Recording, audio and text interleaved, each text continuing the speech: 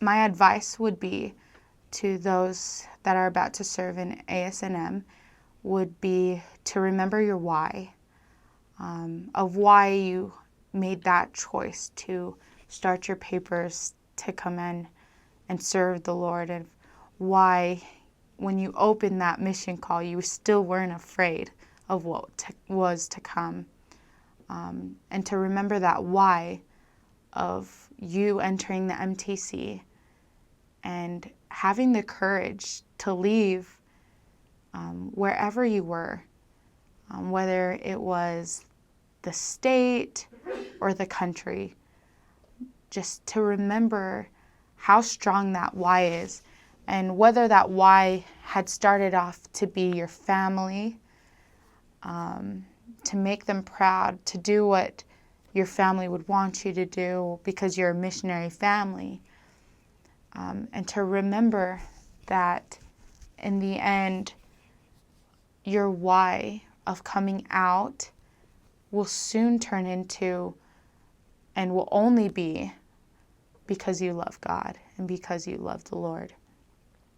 And that as you continue to serve and you knock those doors and you receive the rejection, or you receive those golden investigators, or as you go through trials and tribulations with the countless investigators or recent converts and less actives that you'll have, is just continue to remember why you were out serving.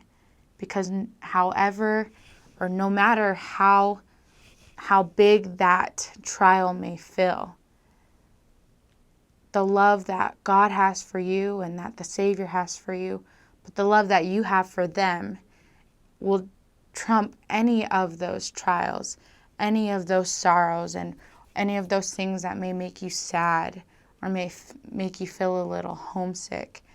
It's just that no matter what, just remember why you're out on the mission and why you chose to come in the first place.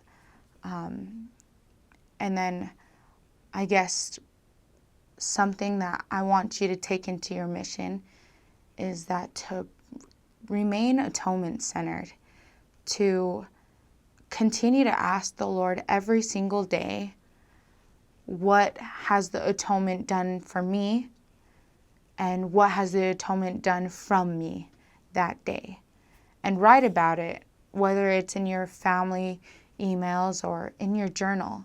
Just write about it, because it'll help you recognize the miracles that happen every single day. That miracles are abounding. They're pouring out from heaven 24/7. And it doesn't have to be something big, but it can be something that just touches your heart, and it'll be a miracle to you. And as you remember your why, and as you remember the atonement, I want you to remember who you are and whose you are. Because in the end, whether you feel like you have failed that day, or you feel like you have succeeded by far, you will always be Heavenly Father's, and there's nothing that can change that. And most importantly, that as you continue to go about your mission and you remember those important things, just remember that everyone back at home is praying for you. So you don't need to worry about them, because they're worrying about you. And you can continue to just push forward and work, because there's no greater work than being in the service of your Lord.